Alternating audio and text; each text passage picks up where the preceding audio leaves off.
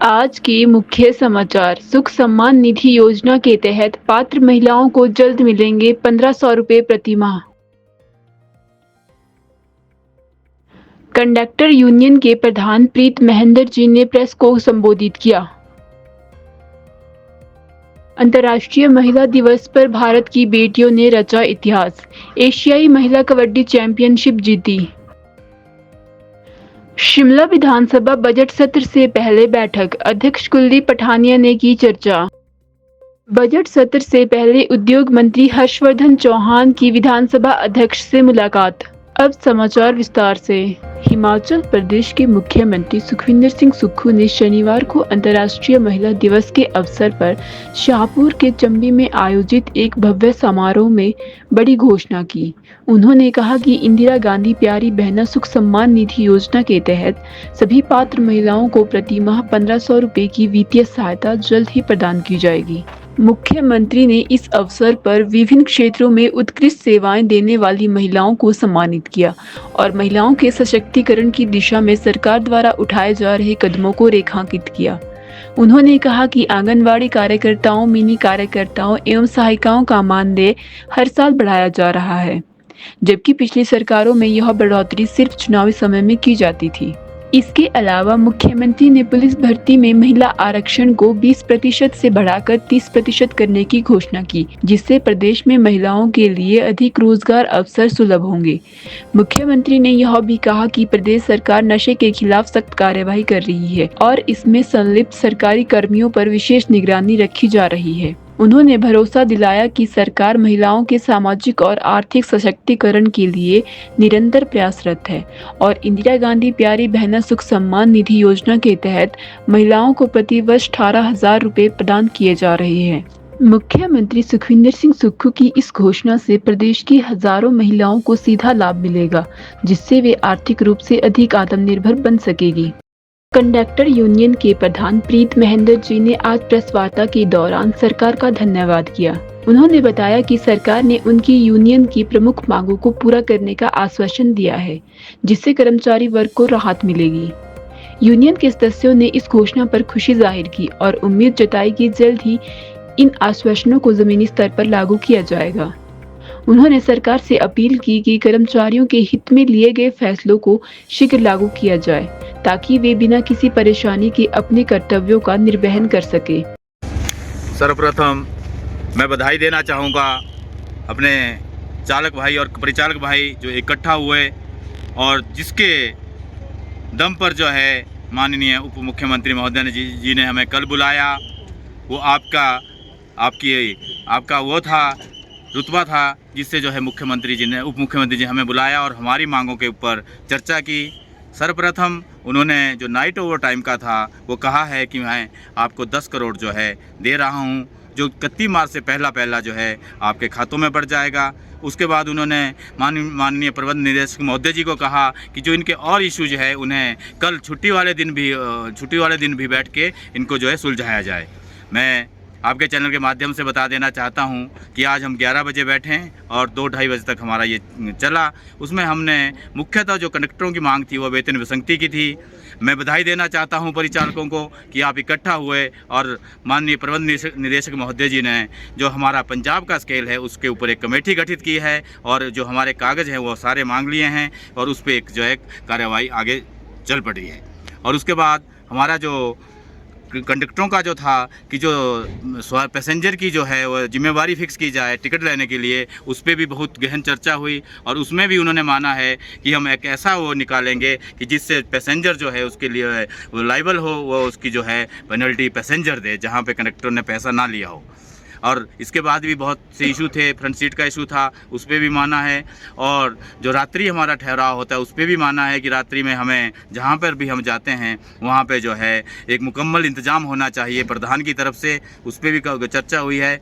तो मैं ज़्यादा ना बोलता हुआ आप सब लोगों को, जो मेरे चालक भाई और परिचालक भाइयों ने एकता का दिया, एकता में बल है तो ये दिखा दिया, तो मैं आप सब लोगों को इसका बधाई देना चाहता हूँ। अंतर्राष्ट्रीय महिला दिवस के मौके पर भारतीय महिला कबड्डी टीम ने देश को बड़ा तोहफा दिया है। तेहरान में आयोजित छठी एशियाई महिला कबड्डी चैंपियनशिप के फाइनल में भारतीय टीम ने मेजबान ईरान को 32-25 से हराकर खिताब अपने नाम कर लिया। 6 से 8 मार्च तक चली इस चैंपियनशिप में भारतीय महिला टीम का प्रदर्शन बेहद शानदार रहा। टीम ने सभी मुकाबलों में एक तरफा जीत दर्ज करते हुए चैंपियनशिप पर कब्जा जमाया। सेमीफाइनल में भारत ने नेपाल को 56-18 से हराया था। भारत की इस ऐतिहासिक जीत में हिमाचल प्रदेश की 5 बेटियों का महत्वपूर्ण योगदान रहा। सिरमौर की पुष्पा राणा, बिलासपुर की निधि शर्मा, सोलन की ज्योति ठाकुर, साक्षी शर्मा और भावना ठाकुर ने भी बेहतरीन खेल दिखाया और टीम को स्वर्ण पदक दिलाने में योगदान दिया। कबड्डी एसोसिएशन के महासचिव कृष्ण लाल ने टीम को बधाई देते हुए कहा, बेटियों ने एक बार फिर पूरे देश को गौरवान्वित किया है। यह जीत भारतीय महिला कबड्डी के लिए एक बड़ा मील का पत्थर है।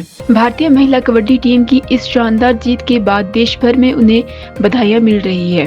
यह सफलता भारतीय महिला खिलाड़ियों की कड़ी मेहनत और लगन का परिणाम है, जो आने वाले समय में देश के लिए और भी बड़ी उपलब्धियां हासिल करने को प्रेरित करेगा।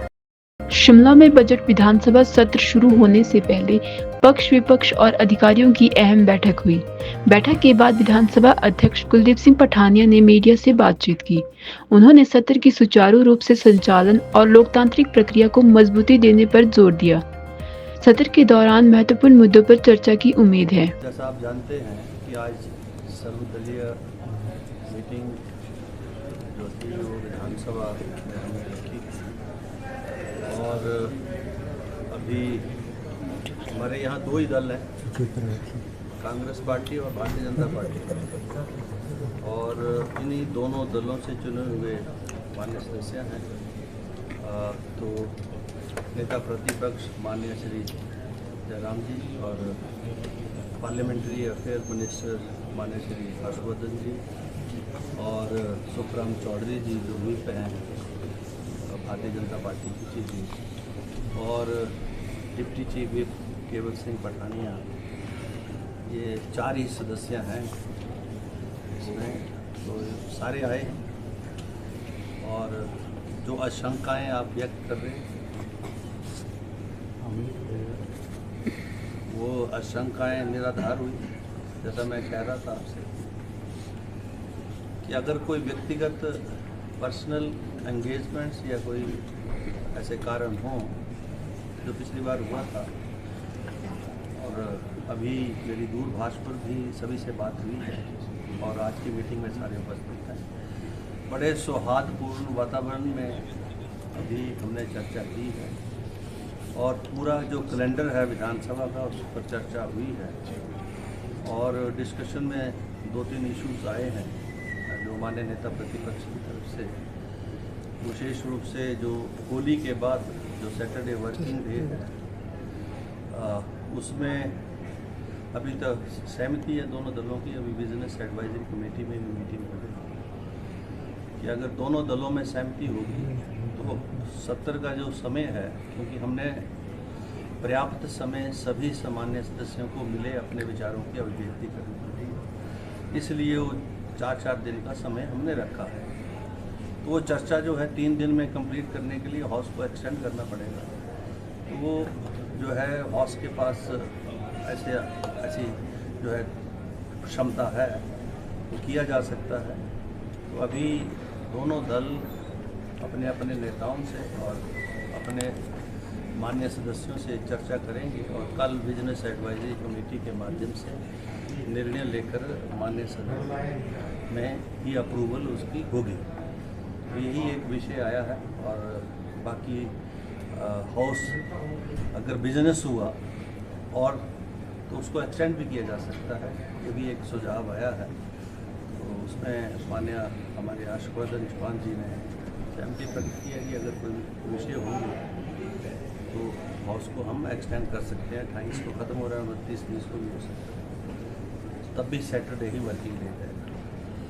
बाकी तो जो है मैं आभारी हूँ सभी का, माननीय नेता प्रतिपक्ष का और माननीय हर्षवर्धन चौहान और चौधरी साहब एंड केवल जी का कि उन्होंने समय निकाला और आज की इस मीटिंग में उपस्थित हुए। और मुझे पूर्ण विश्वास है, आशा है कि दोनों दलों का सहयोग जो है सदन के संचालन में मुझे मिलेगा और मैं सभी को समय देता हूँ। पर्याप्त समय देकर हिमाचल प्रदेश की जनता से जुड़े हुए विषयों के ऊपर विचार विमर्श होकर निर्णय हो, नीति निर्धारण हो, ऐसे प्रयास पूर्व में भी रहे हैं और इस बार भी रहे हैं। धन्यवाद। शिमला में बजट सत्र शुरू होने से पहले हिमाचल प्रदेश के उद्योग मंत्री हर्षवर्धन चौहान ने विधानसभा अध्यक्ष कुलदीप सिंह पठानिया से मुलाकात की।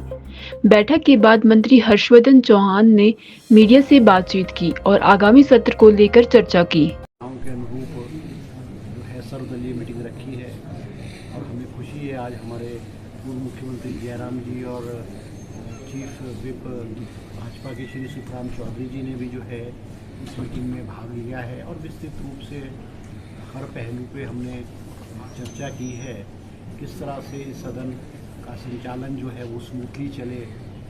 और हम चाहते हैं कि सरकार की ओर से कि जो विपक्ष है वो सदन में पार्टिसिपेट करे, सदन में अनेक प्रकार के मुद्दे जो है वो लाए, क्योंकि बजट सेशन है, बजट सेशन लंबा सेशन है, 16 दिन का सेशन है। अभी जो सर्वदलीय मीटिंग में निश्चित रूप से चर्चा हुई है, कुछ सुझाव माननीय जयराम जी ने भी दिए हैं और हम सब बैठ करके कोशिश करेंगे कि उन पर कुछ बात की जाए। की तरफ से भी विधायकों ने अनुरोध किया है कि अगर वो सेशन जो है शनिवार के बजाय जो है वो शनिवार को छुट्टी हो जाए तो हम एक विकल्प निकाल करके बिजनेस एडवाइजरी कमेटी में उसको डिसाइड करेंगे और भाजपा विधायक दल और कांग्रेस विधायक दल के मीटिंग में भी हम निश्चित रूप से विधायकों से चर्चा करने के बाद जो फैसला होगा वो सदन में रेजोल्यूशन पेश करके अकॉर्डिंगली विषय ऑफ एमएलए को करेंगे। हम चाहते हैं कि सदन जो है ये हमारे जो विधायक हैं जनता की आवाज़ का एक प्लेटफॉर्म है और हम चाहते हैं कि हमारे माननीय विपक्ष के विधायक और कांग्रेस के विधायक इस सदन के माध्यम से जो है अपनी बात जनता की आवाज़ सदन में रखे और सरकार हर तरह का जवाब देने के लिए जो है वो तैयार है। सरकार ने मुख्यमंत्री सुखविंदर सिंह सुक्खू जी के नेतृत्व में इस सरकार ने पारदर्शिता से काम किया है, ईमानदारी से काम किया है और इसके बावजूद प्रदेश की जो आर्थिक स्थिति है वो टाइट है, उसके बावजूद भी हिमाचल प्रदेश में जो विकास की गति है उसमें तेज़ी आई है और हिमाचल प्रदेश में मुख्यमंत्री द्वारा जो है नई स्कीम इंट्रोड्यूस की गई है, विशेष करके महिलाओं के प्रति, अनाथ बच्चों के प्रति और प्रदेश के जो दूर दराज क्षेत्र में लोग रह रहे हैं उनके प्रति जो ऐसी स्कीमें ली है। और हमें विश्वास है कि आने वाला जो ये बजट आएगा उसमें भी हिमाचल प्रदेश की जनता के लिए मुख्यमंत्री द्वारा नई स्कीमें लाई है। बजट सेशन अमूमन 15-16 दिन में अभी हिमाचल प्रदेश के हमारे जो विधानसभा के सचिव हैं उन्होंने विस्तृत रूप से कहा है 2020 में 15 सीटिंग हुई थी, 21 में 16 हुई थी, 22 में और कम हुई थी, 23 में 16 हुई थी, 24 में मेरे ख्याल 14 हुई थी और इस बार 16 अमूमन जो है वो 15-16 मीटिंग होती है।